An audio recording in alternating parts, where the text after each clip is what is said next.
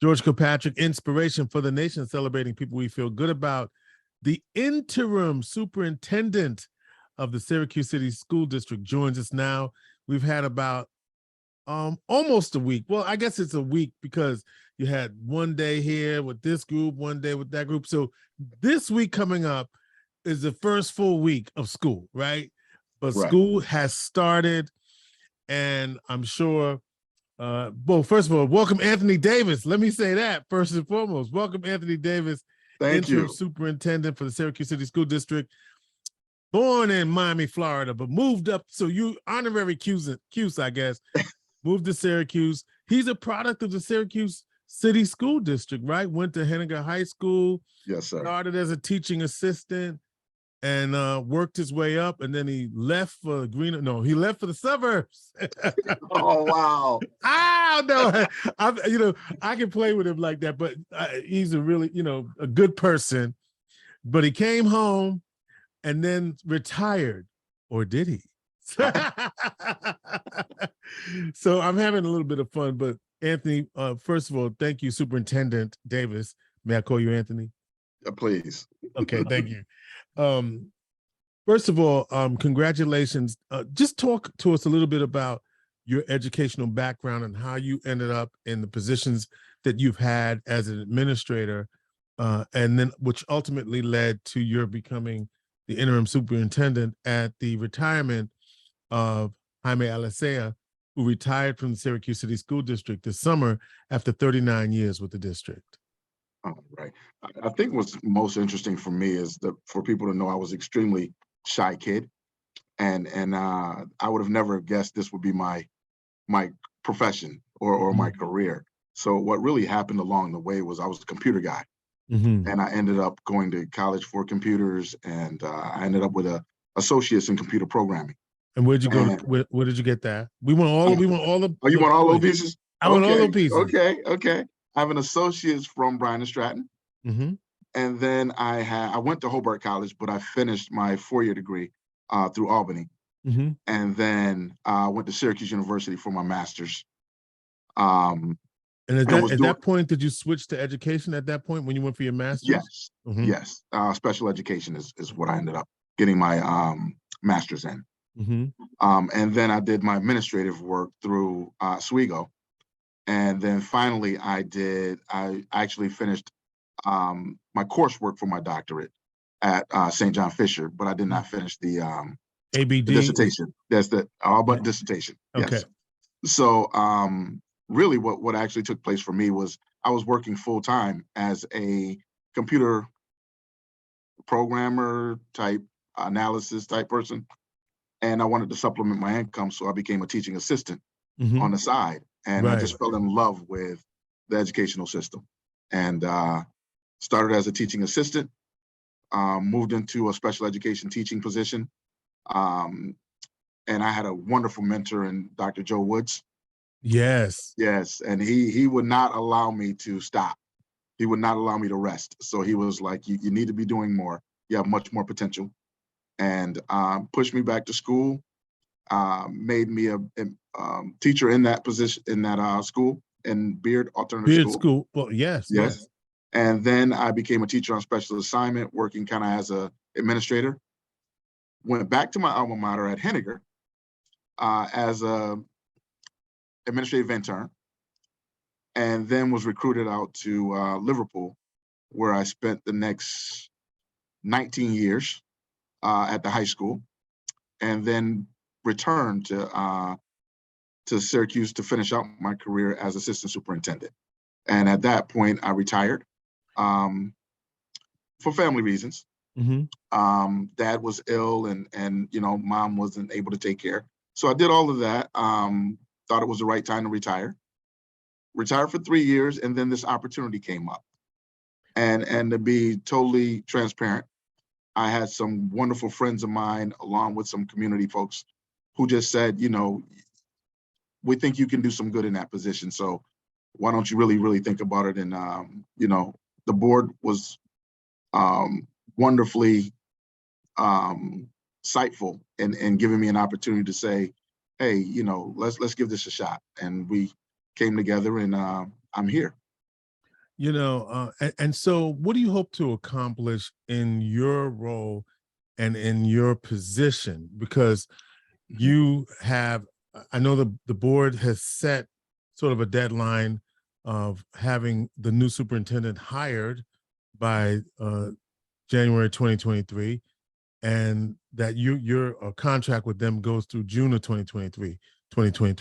So the $24,000 question is, or the $64,000 question is, should your name be placed in the hat for the position? Because the national search firm has been hired. And so you right there, would you come out of retirement, since you already have, and put your name in the hat to be the superintendent of the Syracuse City School District on a more regular basis? I can't wait for your answer.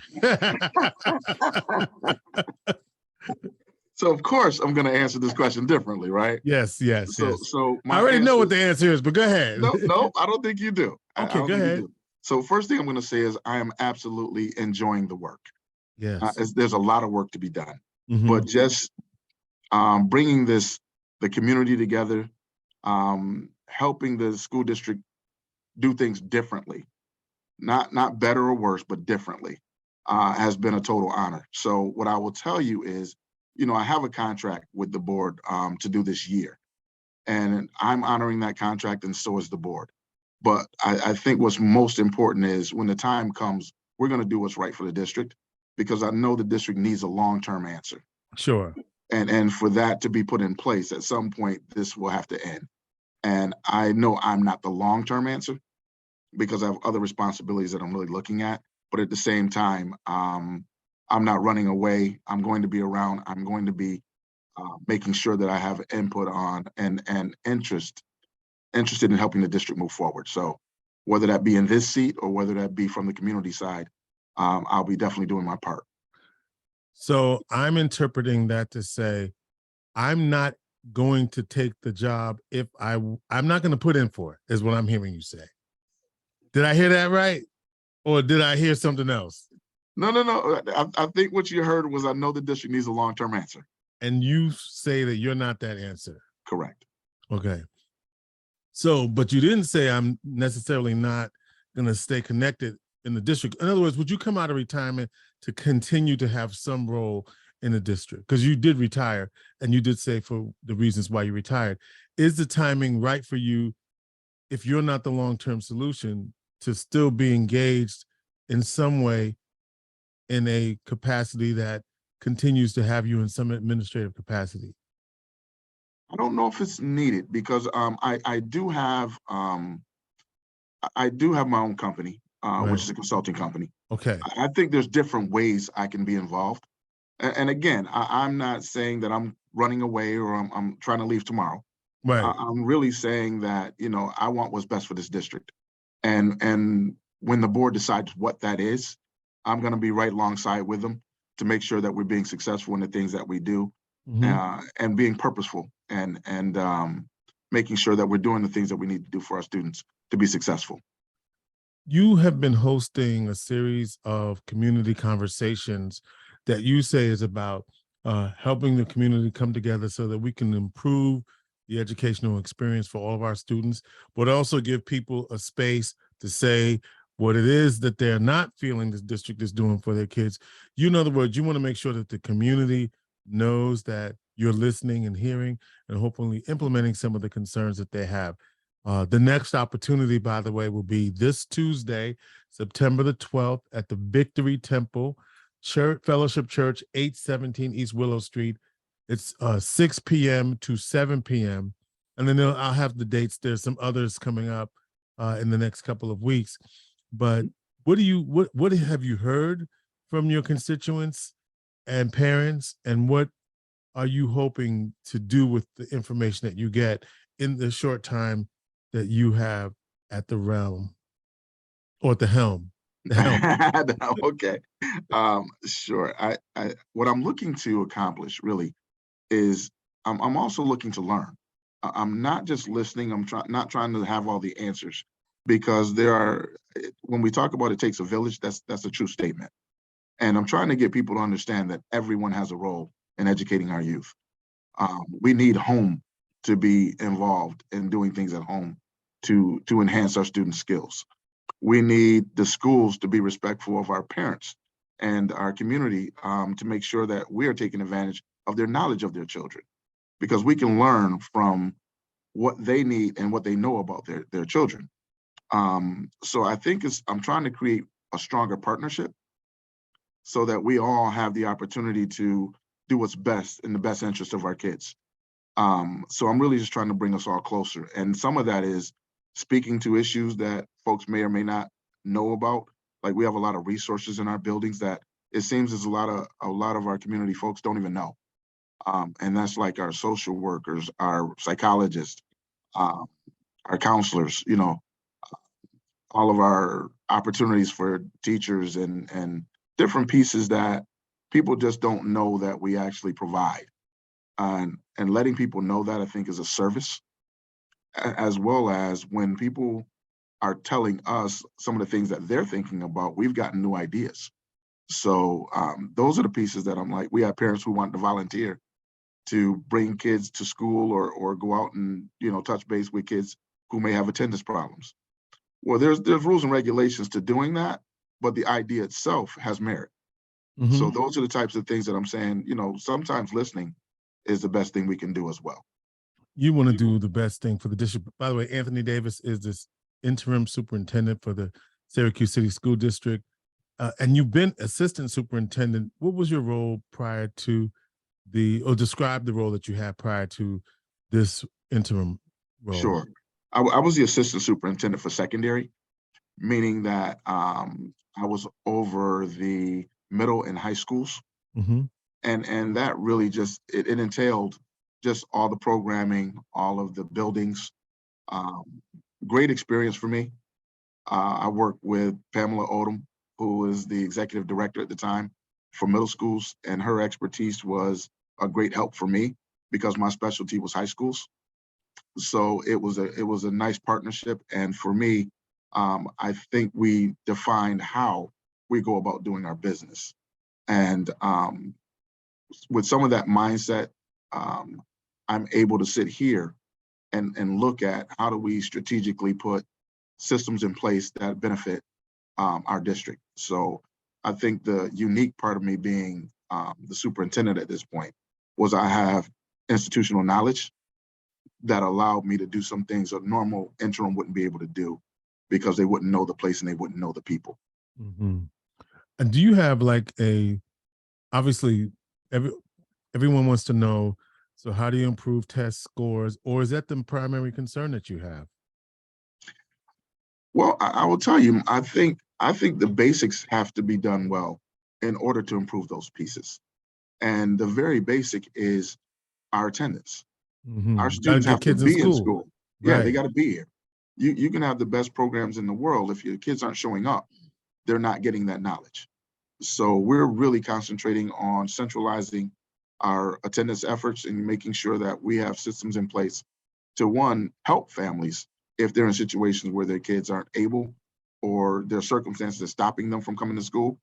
We want to be able to help with that and problem solve with that. At the same time, we want to know if some of our kids are involved in things that they shouldn't be, and is there a threat for them to come to school? We really need to get to the root causes of our attendance issues, and I think that will help greatly with our scores and with our student performance. Exacerbated, obviously, by COVID. Absolutely, yeah, and I think COVID wasn't all bad in the context of, I think it gave us some alternatives to, instead of teachers just standing in the front of the room teaching, we had to do things differently. We had to bring in technology. We had to do distance learning. We had to do different pieces, which I think we can now take advantage of. Mm-hmm. So if being the tech guy that you are, right? Yeah, right. Being the fact that we can now mix methods and say, hey, we're going to do this from a technology perspective, but we're going to engage over here in person. I think that could be a powerful tool if we maximize it. You mentioned that attendance, truancy. and I don't, do you call it truancy or is it something else, right? Because truancy has a certain connotation. Is it truancy? Well, these days, what we're really concerned about is chronic absenteeism. Chronic And absenteeism. chronic absenteeism is when a student hits the 18-day mark, they're chronically absent, and that can't be taken away. So they're chronically absent for the year at that point. And that's marks against our buildings, against our schools. And is that 18 straight days without? No, Just 18, it's just 18 days. days. And so then And what happens at that point? the students are still, we still try to engage our students. It's just a category that they end up in for that particular. However, we have students missing 25, 50, 60, 70 days. And in order, you have to hit a certain number of hours to be able to, at least at the high school level, you have to hit a certain number of hours to be eligible to get credit. So, all of these things come into play where we're trying to make sure that our students don't put themselves in that situation. So we're putting a huge focus on making sure that our kids are here. And you'll be responsible for the budget, or is the budget set, or will you have to have your hands in it as well? I'll be involved, definitely. But Yeah. we have an outstanding, finance team here. Chief Slack is leading that group, and she does an outstanding job. But we're really trying to make sure that we think of things that's going to benefit our students and families to put them in the best situation to learn. Yeah. So given you're here for sort of the pickup, what would you like to see based on your efforts last in the district, so that because you were here, these things happened and these things were in place? What does that look like for you? Believe it or not, it's such a simple thing, and I hope people can appreciate it. It's we treat people better. Because I think the more respect we give to one another, the more this district will grow.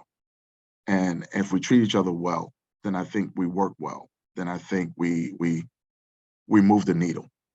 And it's, in many cases, I just don't know if that's where we've always been. And is that how teachers treat the students? How do students treat the teacher? When you say treat us, All of the above. All of the above, right? Because yes, obviously teachers are, they're feeling under-resourced, right? and rightfully so. They're feeling under-resourced, and Yeah. so how do you make sure that they're resourced with the tools that they need in order to deliver, what did you say, the educational experience for all of our students? I think we listen. We listen to the needs of our buildings and of our staff, and we also have to respond. So it just can't be, we understand what this problem is or what that problem is. We have to problem solve together and figure out how do we move forward in the best interest of everyone. I think our teachers, when I talked about treating each other well, I think student to student, student to staff, staff to student, peer to peer. You know what I mean? I think all of those things matter because I think kids are always watching. So when adults don't treat each other well, I think kids see that. And I just think it makes a difference. It does. And I want to circle back to you when you talked about the attendance, right? And we know that Syracuse City Schools have within its boundaries the highest concentrated poverty, some of the highest concentrated poverty per capita in the country within some of the district's boundaries, right? And so how much do you think that is impacting the student's ability to get to school? Is that part of it, or is it a cycle of issues? I think it's more of a cycle of issues. But I'm actually grateful that you made the point, because I get to actually say something that's been a pet peeve of mine forever. Poverty does not, and I seriously mean does not,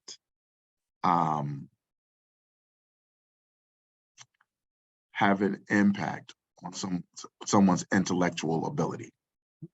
Let's be clear about that, because I just did it.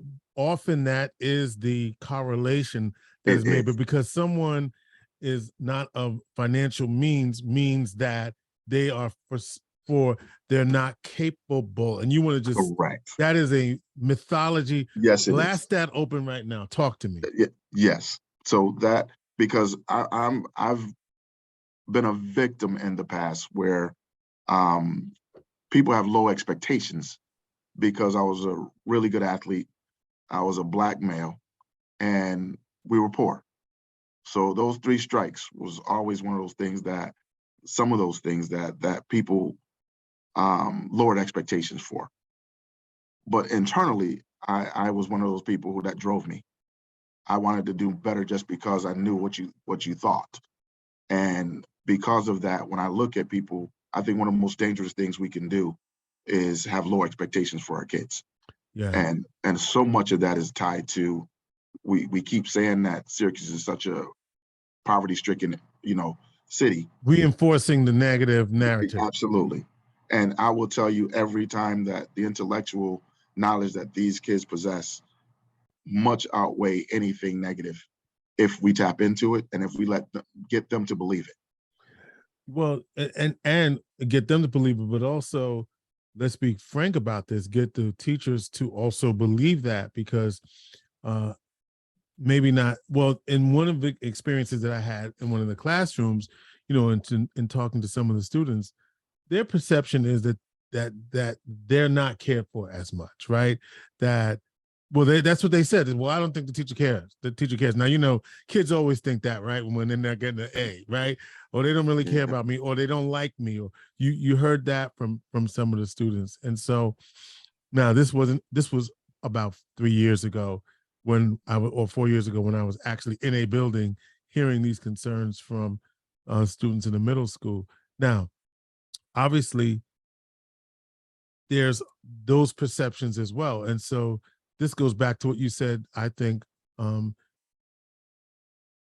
about being, what do you call it, kind to one another? Is that the word you use? Or treating each other well. Yep. Treat each other well. So when you hear that, does that sound like something you may have heard before? Sure, but I wouldn't limit that to teachers, right? Because I think all around there are misconceptions, and I think teachers get grouped together to say that they don't care, and I don't believe that to be true. Right. I don't think people really go into this profession and don't care about kids. I also believe that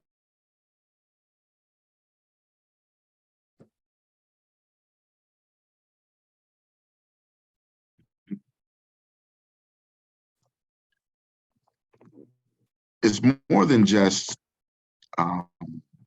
teachers, and I don't believe that teachers go into this profession not to care. So that's not a grounded belief of mine. I believe people generally care. I think what happens is relationships get stressed, and how people are treated starts to shape how they go about their work. So I think even in the community, some kids, some students' behaviors get in the way of relationships. So I think where we're at this point is reshaping those relationships. And I think we can do that, one, through conversation, and two, through partnerships. If we figure out the best ways to deal with specific students on specific matters where they get to keep their dignity and still work through their issues, I think we're going to be much better off. Because what a lot of time we do now is that we have kids going through serious trauma, and then we're pressing them in other ways when they're at very deep and very vulnerable places in their lives. And then we're telling you, get out my room because you don't have a notebook, or, you You haven't been to school in 3 days, but yet I'm ignoring the fact that you're hurting, and we haven't figured that out. And I think we do that across the board, whether it's school, whether it's community, whatever it is. And I think we got to get better at helping our kids work through the trauma. We're talking with Anthony Davis, Interim Superintendent at the Syracuse City School District. More with him when we come back. Inspiration for the Nation.